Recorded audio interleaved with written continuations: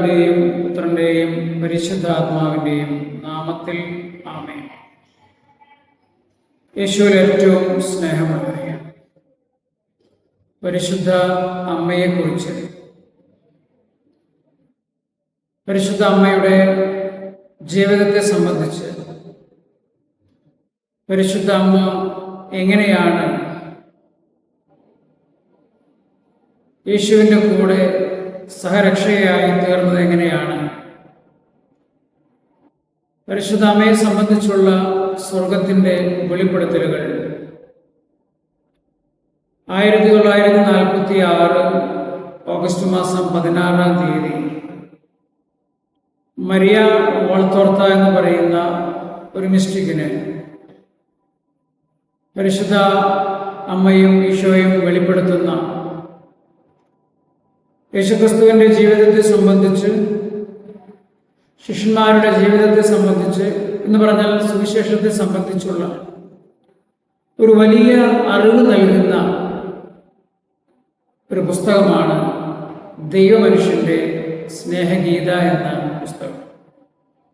ആ പുസ്തകത്തിൻ്റെ 1-ാമത്തെ വോളിയം മുതൽ 16-ാമത്തെ വോളിയം വരെ നമ്മൾ വായിക്കുമ്പോൾ യേശുക്രിസ്തുവിൻ്റെ ജീവിതത്തെ സംബന്ധിച്ച് ഒരു വലിയ വെളിച്ചം നമുക്ക് ലഭിക്കുകയാണ്. പരിശുദ്ധ അമ്മയെ സംബന്ധിച്ചുള്ള ഒരു വലിയ അറിവ് നമുക്ക് ലഭിക്കുകയാണ്. പരിശുദ്ധ അമ്മയെ സംബന്ധിച്ച് നമുക്ക് അറിവ് ലഭിക്കുന്നത് ബൈബിളിൽ നിന്നാണ്. ബൈബിളിൽ നിന്ന് ലഭിക്കുന്ന അറിവുകളിൽ നിന്ന് രൂപം കൊള്ളുന്ന കത്തോലിക്ക സഭയുടെ മതബോധന ഗ്രന്ഥത്തിൽ നിന്ന് നമുക്ക് മാതാവിനെ കുറിച്ച് കുറച്ച് കാര്യങ്ങൾ മനസ്സിലാക്കുവാനായിട്ട് സാധിക്കും. ബൈബിളിൻ്റെ ആഴമായ പഠനങ്ങളിലൂടെ അല്ലെങ്കിൽ മരിയോളജിയിലൂടെയൊക്കെ വളരെയധികം പഠനങ്ങൾ നടത്തി ആദ്യ കാലഘട്ടങ്ങളിൽ ഉണ്ടായിരുന്ന വിശുദ്ധരായ ആൾക്കാർ പരിശുദ്ധ മറിയത്തെക്കുറിച്ച് പറഞ്ഞ അനേകം കാര്യങ്ങളിലൂടെയൊക്കെ പരിശുദ്ധ മറിയത്തെക്കുറിച്ച് നമുക്ക് അറിവുകൾ ലഭിക്കുന്നുണ്ട്. എന്നാൽ അപ്പോക്രിഫ ഗ്രന്ഥങ്ങളിൽ നിന്ന്, യേശുക്രിസ്തുവിൻ്റെ കൂടെ ജീവിച്ചിരുന്ന അപ്പസ്തോലന്മാരിൽ നിന്ന് ലഭിച്ച അറിവുകളാണ് ഈ അപ്പോക്രിഫ ഗ്രന്ഥങ്ങളിൽ നമുക്ക് കാണുവാനായിട്ട് സാധിക്കും. ബൈബിളിലെ വചനങ്ങളോട് പൊരുത്തപ്പെടാത്ത ചില വാക്കുകളും ചില വചനങ്ങളും ഒക്കെ ഉള്ളതുകൊണ്ടാണ് അപ്പോക്രിഫ ഗ്രന്ഥങ്ങൾ എന്ന നിലയിൽ അതിനെ മാറ്റി നിർത്തിയിരുന്നത്. സുവിശേഷകന്മാരായ മത്തായിയും മാർക്കോസും ലൂക്കോസും യോഹന്നാനും ഒക്കെ സുവിശേഷം എഴുതുന്നു. തോമാസിൻ്റെ സുവിശേഷമുണ്ട്, യാക്കോബിൻ്റെ സുവിശേഷമുണ്ട്, യുദാസിൻ്റെ സുവിശേഷമുണ്ട്, മഗ്ദല മറിയത്തിൻ്റെ സുവിശേഷമുണ്ട്. അങ്ങനെ അനേകം സുവിശേഷങ്ങൾ ഉണ്ടാകാം. എന്നാൽ ഇതിൽ നിന്നെല്ലാം മാറ്റി നിർത്തിയിരിക്കുന്നത് ഈ അപ്പോക്രിഫ ഗ്രന്ഥങ്ങളിലെ ചില വചനങ്ങൾ സുവിശേഷവുമായി പൊരുത്തപ്പെടാത്തതുകൊണ്ട് അത് മാറ്റി നിർത്തിയിരിക്കുന്നതാണ്. അപ്പം അങ്ങനെയുള്ള ചില പുസ്തകങ്ങളിൽ നിന്നെല്ലാം പരിശുദ്ധ മറിയത്തെ സംബന്ധിച്ചുള്ള അല്ലെങ്കിൽ നമ്മുടെ പരിശുദ്ധ അമ്മയെ സംബന്ധിച്ചുള്ള ഒരറിവ് നമുക്ക് ലഭിക്കുന്നുണ്ട്. എന്നാൽ മറ്റനേകം വിശുദ്ധരുടെ പുസ്തകങ്ങളിൽ നിന്ന് നമുക്കത് ലഭിക്കുകയാണ്. വിശുദ്ധനായ ലൂയിസ് മോൺഫോർട്ടിൻ്റെ യഥാർത്ഥ മരിയ ഭക്തിയിൽ നിന്ന് ഒരുപാട് കാര്യങ്ങൾ നമുക്ക് മനസ്സിലാക്കുവാനായി. എന്നാൽ ഇവിടെ ഞാൻ പറയാൻ പോകുന്ന കാര്യങ്ങൾ എന്ന് പറയുന്നത് ദൈവമനുഷ്യൻ്റെ സ്നേഹഗീതയിൽ ഈശോ പറയുന്ന കാര്യങ്ങളാണ്. ദൈവമനുഷ്യൻ്റെ സ്നേഹഗീതയിൽ പരിശുദ്ധ അമ്മ മരിയയ്ക്ക് പറഞ്ഞു കൊടുക്കുന്ന, വെളിപ്പെടുത്തി കൊടുക്കുന്ന, ദർശനങ്ങളിലൂടെ കാണിച്ചു കൊടുക്കുന്ന കാര്യങ്ങളാണ്. അനേകം കാര്യങ്ങൾ, അനേകം ബോധ്യങ്ങൾ നമുക്കതിൽ നിന്ന് ലഭിക്കുവാനുണ്ട്. നാം ശ്രദ്ധിച്ചു വായിക്കുന്നു. അങ്ങനെ 1946 ഓഗസ്റ്റ് മാസം 16-ാം തീയതി ഈശോ മരിയയോട് പറയുന്ന ചില കാര്യങ്ങളാണ് ഞാനിപ്പോൾ നിങ്ങളുമായി പങ്കുവയ്ക്കുന്നത്. അതിങ്ങനെയാണ്: ഈശോ എന്നോട് അരുളി ചെയ്തു, ഒരു പുതിയ നോട്ട്ബുക്ക് എടുത്ത് ഞാൻ പറഞ്ഞു തന്ന കാര്യങ്ങൾ ഒന്നാമത്തെ പേജിൽ എഴുതുക. അവളെക്കുറിച്ചായിരിക്കും ഈ പുസ്തകത്തിൽ പറയുക. ഞാൻ അനുസരിച്ചുകൊണ്ട് എഴുതുന്നു. മരിയ വളർത്തോർന്ന് പറയുകയാണ്, ഞാൻ അനുസരിച്ചുകൊണ്ട് എഴുതുന്നു. ഈശോ പറയുന്നു, ഇന്ന് ഇത് മാത്രം എഴുതുക. പരിശുദ്ധിയുടെ വില എത്ര വലുതാണ്! ഒരു സൃഷ്ടിക്കും ഉൾക്കൊള്ളാൻ കഴിയാത്തവനെ ഒരു സൃഷ്ടിയുടെ ഉദരത്തിൽ വഹിക്കുവാൻ കഴിയത്തക്ക വിധം പരിശുദ്ധിയുടെ വില എത്ര വലുതാണ്! ഒരു സൃഷ്ടിക്കുണ്ടാകുവാൻ പാടുള്ള ഏറ്റവും പരമമായ പരിശുദ്ധി അവൾക്കുണ്ടായിരുന്നു എന്ന് പറഞ്ഞാൽ പരിശുദ്ധ മറിയത്തിന് ഉണ്ടായിരുന്നു എന്നാണ്. പരിശുദ്ധ ത്രിത്വം തൻ്റെ എല്ലാ പൂർണ്ണതകളോടും കൂടെ താണിറങ്ങി തൻ്റെ അപരിമേയമായ ചെറിയ സ്ഥലത്തിനുള്ളിൽ ഒതുക്കി നിർത്തി. എന്നാൽ അങ്ങനെ ചെയ്തതുകൊണ്ട് പരിശുദ്ധ ത്രിത്വം തന്നെ തന്നെ ഹീനമാക്കുന്നില്ല. കാരണം കന്യകയുടെ സ്നേഹവും ദൈവത്തിൻ്റെ തിരുച്ചിത്തവും കൂടെ ആ സ്ഥലത്തെ വിസ്തൃതമാക്കി, ഒരു സ്വർഗമാകുന്നത് വരെ വിസ്തൃതമാക്കി. ഏറ്റവും പരിശുദ്ധ ത്രിത്വം താഴെ പറയുന്ന വിധത്തിൽ അവളിൽ കൂടെ സ്വയം വെളിപ്പെടുത്തി.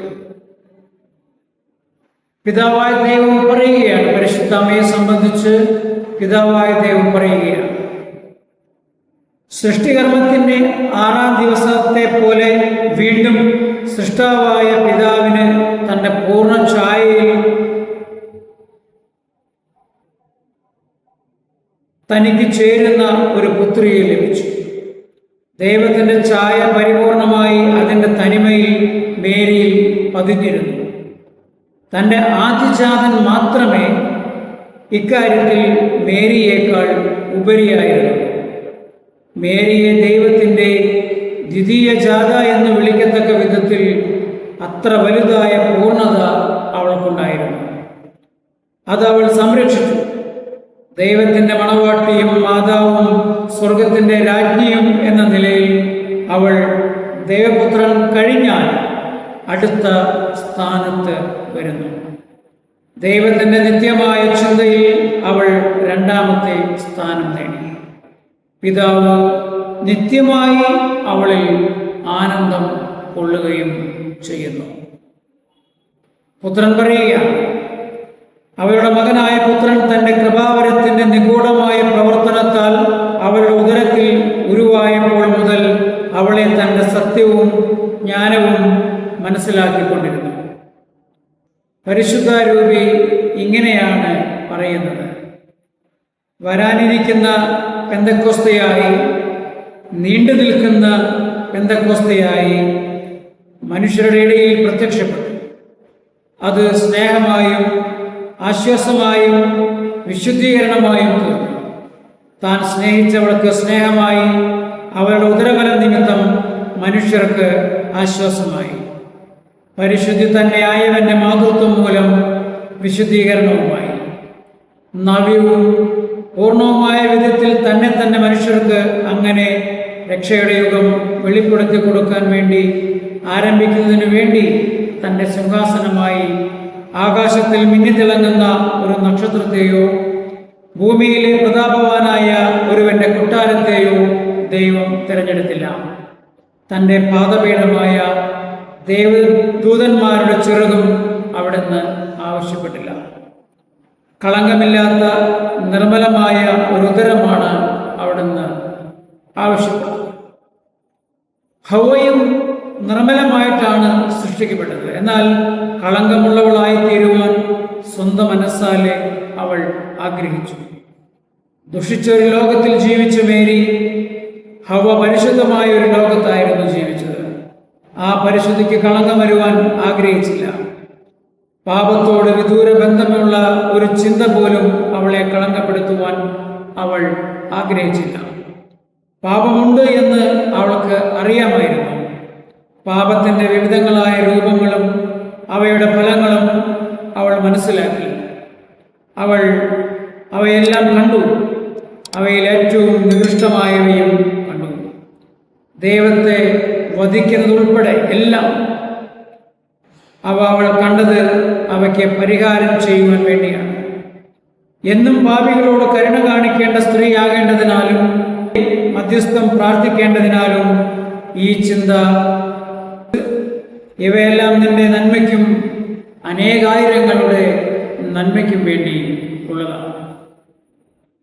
ഇതാണ് ആമുഖമായിട്ട് ഈശോ മരിയ വാൾത്തോർത്തയ്ക്ക് പറഞ്ഞു കൊടുക്കുന്ന കാര്യം. യേശുവിൽ ഏറ്റവും പ്രിയമുള്ള സഹോദരങ്ങളെ, പരിശുദ്ധ മറിയത്തെ സംബന്ധിച്ച് പരിശുദ്ധ മറിയത്തെക്കുറിച്ച് നമ്മളോട് സംസാരിക്കുവാൻ, പരിശുദ്ധ മറിയത്തെ സംബന്ധിച്ച് നമുക്കൊരറിവ് തരുവാൻ, പരിശുദ്ധ അമ്മയെ സംബന്ധിച്ച് ഒരഭിപ്രായം പറയുവാൻ കഴിവുള്ള ആകെയുള്ള വ്യക്തി എന്ന് പറയുന്നത് പിതാവായ ദൈവവും പുത്രനായ ദൈവവും പരിശുദ്ധാത്മാവായ ദൈവവുമാണ്, ഈശോയാണ്. അതാ പരിശുദ്ധ അമ്മയും നമുക്കത് നേരിട്ട് വെളിപ്പെടുത്തി തരികയാണ് മരിയ വാൾത്തോർത്തയിലൂടെ. അനേകം പേർ നന്മയ്ക്ക് വേണ്ടിയാണ് ഈശോ ഇത് നൽകുന്നത്. അതുകൊണ്ട് തന്നെ പരിശുദ്ധ മറിയത്തെ സംബന്ധിച്ചുള്ള വലിയൊരു അറിവിലേക്ക്, ഒരു മരിയൻ വീരഗാഥ എന്ന് പറയുന്ന ഈ മഹത്തായ ശുശ്രൂഷയിലേക്ക് നിങ്ങളേവരെയും സ്നേഹപൂർവ്വം ക്ഷണിക്കുകയാണ്. പരിശുദ്ധ അമ്മയെ സംബന്ധിച്ചുള്ള ഈ അറിവിലേക്ക് നിങ്ങളെ ക്ഷണിക്കുമ്പോൾ നിങ്ങളുടെ പ്രിയപ്പെട്ടവർക്കെല്ലാം ഈ വീഡിയോ ഷെയർ ചെയ്യണമേ എന്ന് വിനീതമായി അഭ്യർത്ഥിക്കുന്നു. അമ്മയുടെ വിമല ഹൃദയത്തിലേക്ക് നിങ്ങളേവരെയും സ്നേഹപൂർവ്വം ചേർത്ത് വെച്ചുകൊണ്ട് നമുക്ക് പ്രാർത്ഥിക്കാം. നന്മ നിറഞ്ഞ മറിയമേ സ്വസ്തി, കർത്താവ് അങ്ങയോടുകൂടെ സ്ത്രീകൾ അങ്ങ് അനുഗ്രഹിക്കപ്പെട്ടവളാകുന്നു. അങ്ങയുടെ ഉദരത്തിൻ ഫലമായി ഈശോ അനുഗ്രഹിക്കപ്പെട്ടവരാണ്. പരിശുദ്ധ മറിയമേ തമ്പുരാൻ്റെ അമ്മേ, പാപികളായ ഞങ്ങൾക്ക് വേണ്ടി ഇപ്പോഴും ഞങ്ങളുടെ മരണസമയത്തും തമ്പുരാനോട് അപേക്ഷിച്ചു കൊള്ളണമേ. ആമേൻ. പിതാവിനും പുത്രനും പരിശുദ്ധാത്മാവിനും സ്തുതി.